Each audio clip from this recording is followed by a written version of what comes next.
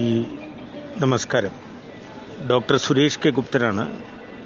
ഈ പറഞ്ഞ മെഷർമെൻ്റൊക്കെ ഏകദേശം ഒരു 5 കൊല്ലം മുമ്പുള്ള ചില ലാബുകാരുടെയും ഡോക്ടർമാരുടെയും നിഗമനമാണ്.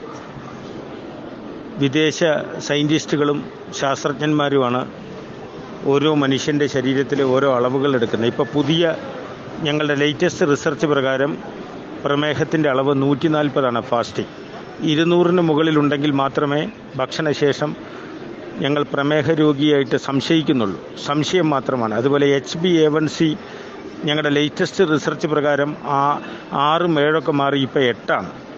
അതുപോലെ ബ്ലഡ് പ്രഷർ 120/80. അതൊക്കെ മാറി ഇപ്പോൾ 140 90 140 100 വരെ എത്തി. 150 100 മുകളിൽ കയറിയാൽ മാത്രമേ ഹൈപ്പർ ടെൻഷൻ എന്ന അവസ്ഥ വരുന്നുള്ളൂ.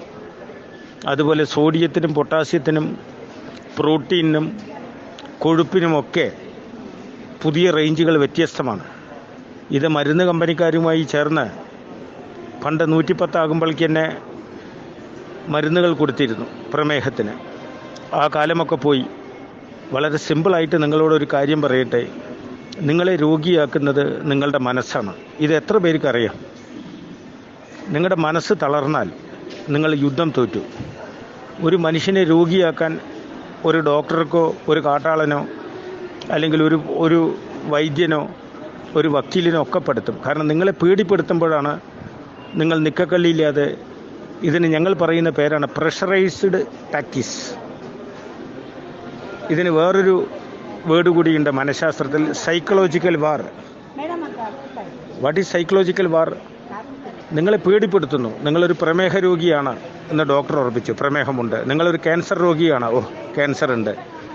അപ്പോൾ നിങ്ങൾ മനക്കരുത്തുള്ള, മനോധൈര്യമുള്ള, മാനസികാരോഗ്യമുള്ള വ്യക്തിയായാൽ ഒരു ചുക്കുമില്ല എനിക്കിത് വിഷയമേ അല്ല എന്ന് കരുതിയാൽ എല്ലാം നിങ്ങളുടെ മനോനിലയും മനക്കരുത്തുമായി ബന്ധപ്പെട്ട് കിടക്കുന്നു. അപ്പോൾ നിങ്ങളെ ഡോക്ടർമാരും വക്കീലന്മാരൊന്നും ഭീഷണിപ്പെടുത്താതിരിക്കട്ടെ. ഒന്നിലും നിങ്ങൾ കുലുങ്ങരുത്. നിങ്ങൾ രോഗിയുമല്ല. പ്രശ്നം തീർന്നു. ഇതിന് സൈക്കോസൊമാറ്റിക് എന്നാണ് ഞങ്ങൾ ആധുനിക രോഗങ്ങളെയൊക്കെ പറയുന്നത്. നിങ്ങളുടെ മനസ്സാണ് കാരണക്കാരൻ. അപ്പോൾ ഒരു ചുക്കുമില്ല എന്ന മനോഭാവത്തിൽ അങ്ങോട്ട് പോകട്ടെ ഓരോ മനുഷ്യനും. Guts is important. There is no substitute for guts. ആത്മധൈര്യത്തിനും മനോബലത്തിനും പകരം വയ്ക്കാൻ ലോകത്തൊന്നുമില്ല. Doctor Suresh K Guptan. എല്ലാവരും മനക്കരുത്തുള്ളവരായി, മനോബലമുള്ളവരായി മാറുക. നിങ്ങൾ യുദ്ധത്തിൽ ജയിച്ചു കഴിഞ്ഞു. Thank U.